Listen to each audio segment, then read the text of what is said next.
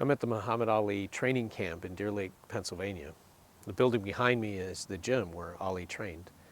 And now it's the gym where we train when we come together to practice martial arts, because this whole place is now owned and has been for some years by George Dillman, my teacher.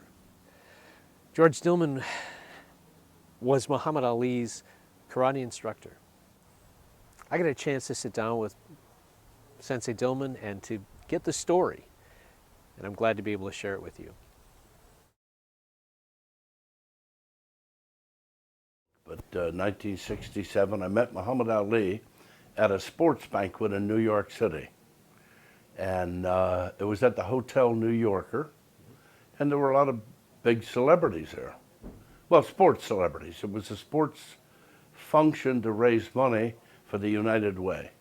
Muhammad and I got talking, and I told him, he said, what about this, what about that? I said, in the ring, you could beat me. I said, I can own up to that. But I said, if we go out here in the alley, I'll kick the daylights out of you. He said, you will? I said, yeah, because you're going to be fighting against 2 hands and 2 feet. And I said, I'm pretty good with my feet, and I'm going to take you out with them. He said, maybe we should train together. We traded business cards. I still have his, signed by him and dated. Muhammad Ali lived in Miami at that time. I lived in Washington, D.C. at that time, at New York. He moved, I don't know where. I moved from Washington, D.C. to Reading, Pennsylvania. I opened up a karate school. I had it open a few years. 1971 came, and I go across the street to eat with my now ex-wife, but we went across the street to eat, and she said to me at the dinner table, don't turn around now, but Muhammad Ali is standing right behind you. He came in the restaurant that we went in, which is a weird coincidence because we actually went to that restaurant after lunchtime so we wouldn't be bothered with the crowds. It was like 2, 3 o'clock in the afternoon. She said, don't look now, Muhammad Ali is standing right behind you. I said, yeah, right. She said, no, he is. He's with Bernie Pollack.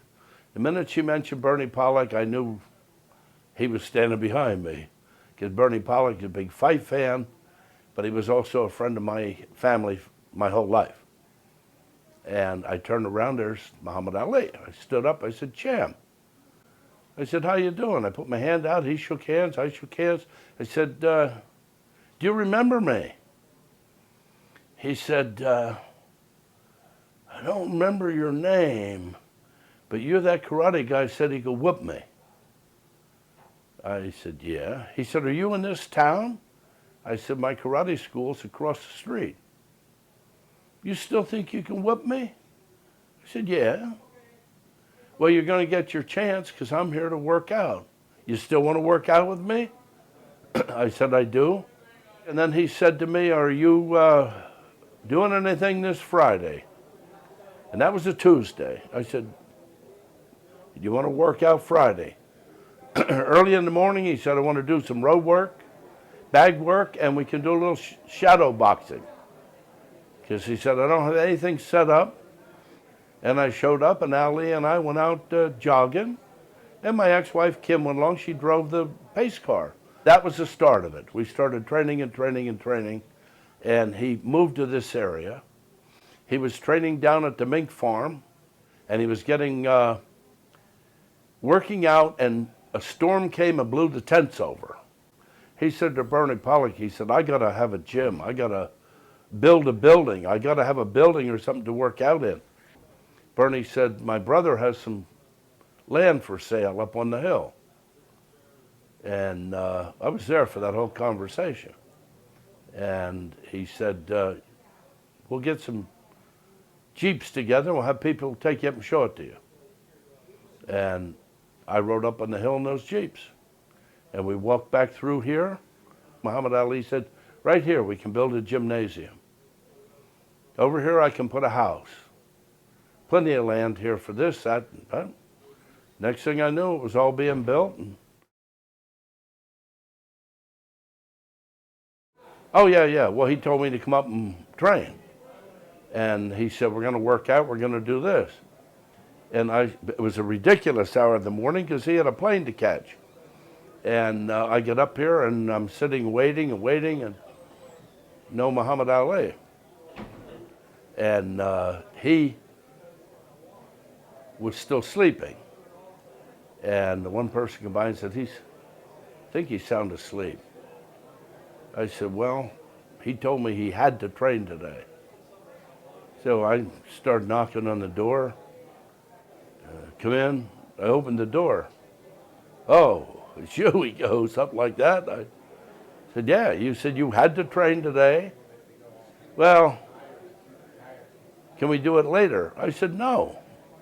I drove here from Reading, Pennsylvania. Of course, I had known him pretty well by now, so I could talk somewhat that way, and he was even calling me sensei at one point. So I said, you're going to get up and we're going to train. You said to be here, I'm here. And I said, you're going to train today, and I'll wait for you to get in your sweats. He got up and got in his sweats, and we went running. We did our road work and came back and did bag work and sit-ups. We were close enough that we went to his house in Cherry Hill, New Jersey. We went to the first Black Muslim rally with Farrakhan talking, but I wanted to go to that because they were having famous celebrities there. They were having Nancy Wilson, Ben Vereen, the Delphonics. They had a show that you couldn't have bought tickets to, actually. All these people never appeared together. And I wanted to go to that show. She said, we'll ask, I'll ask. And only because Muhammad Ali himself asked, I was told I could go.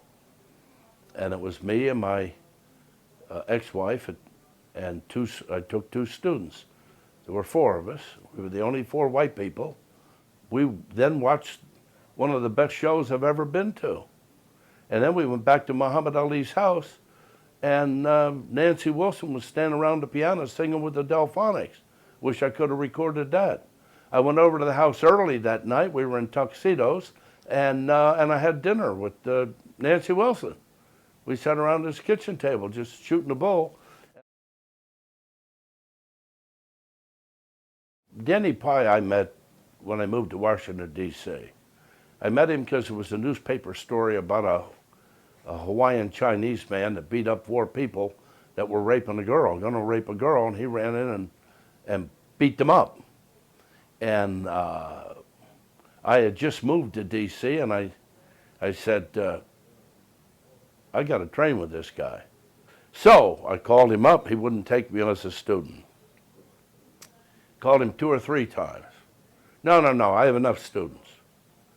I said, I really want to study with you. I just want to meet you. Let's meet. He said, I'm going to be at Ki Wang Kim's karate tournament next weekend. Are you going to be there? I said, yes. I don't think I intended to be, but I said, yes, I'll be there. And I'll bring a couple students. So I went there, I met him, he watched me perform, and he said, I'll take you on as a student. You do very good forms, kata, and he said, you fight good. He said, you got a few things I'd like to show you. And then we developed a friendship. And I went to his dojo and worked out. He came to mine, and it went on and on and on. And then when I met Muhammad Ali, he wanted to meet Muhammad Ali, and they wound up training and sparring together. And also Daniel Pye and I, for the Floyd Patterson fight, were Muhammad Ali's bodyguards going into Madison Square Garden. And people were trying to even hit Ali, grab at Ali. The crowd was the biggest crowd I've ever seen. We were just getting in the door, and a guy went to punch Ali. And Danny Pye stopped the punch and swept the guy's feet. At my tournament, my karate tournament, these 2 knew each other fairly well. But Muhammad Ali came to my championships. Jerry Peddington was one of the champions coming up. A guy named J.T. Will was one of the competitors. Well, they each won their division. And the one was the defending champ, the other won the thing, and they were going to fight. And Muhammad Ali said, we had over 2,000 in the audience. Muhammad Ali says to me, I want to fight the winner. I says, what? Because by now he had sparred a lot of black belts. I brought every black belt I knew. Well, it wasn't even black belts. He sparred green belts, brown belts. He sparred anybody. If you come up here and said you knew karate, he actually would say, let's see what you got. In point fighting. In fact, the funny thing is, one time he said to me, I wish point fighting paid more. I'd do that. You don't have to hit each other. But he said, I want the winner. I said, the winner? I said, this is my championship thing here. He said, you guys want to fight me? And they looked at each other and went, yeah. Well, he says, you're first. And he sparred J.T. Will. I don't want to say how it came out, but Ali won the fight with points. Ali had a flying back fist and hands that just were unequaled. And he could cover the kicks by now. He didn't kick, but he could cover them. And he won. And then he said to Jerry Pettington, you're next. Well, they had a pretty grueling match. They fought pretty tough. That was a pretty tough fight. And then when that was ending, Ali won. Ali won. And Danny Pye says, I want the winner. Muhammad says, you're on. I said, we need a referee. I think it was Ali said, Sensei a referee.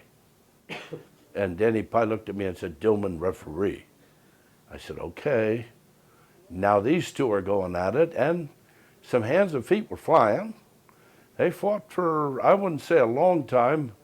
It seemed like a long time to me then, but might have been a minute, minute and a half.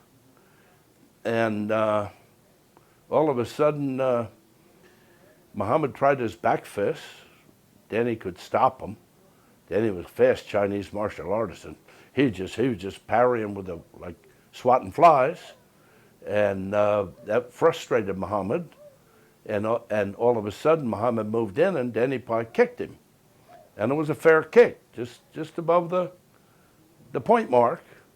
Kicked him, and Muhammad doubled over, and backed up, and I said, "Good point." Muhammad went like that. I said, 1 point, end the match, bow, bow, bow to me.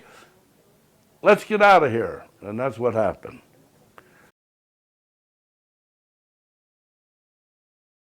A good 3.5 years that we worked out a lot. That we worked out a real lot. His wife, Belinda, was actually an active member of our dojo, earning from white belt up to brown belt. But they got divorced. Then he married the model. She was a fashion model. I had a lot of good friends up here. One of my best friends was Bundini Brown, and he's the man that created the saying, float like a butterfly, sting like a bee. I was there and lived through it. What do they call it? 7 degrees of Kevin Bacon, that we're all connected to somebody within, just a few steps, mathematically speaking. But hey, I get to say, I know a guy who was friends with Muhammad Ali, who trained Muhammad Ali. That's pretty cool. I'm Chris Thomas. These are some reflections from the MasterClass. Thanks for watching.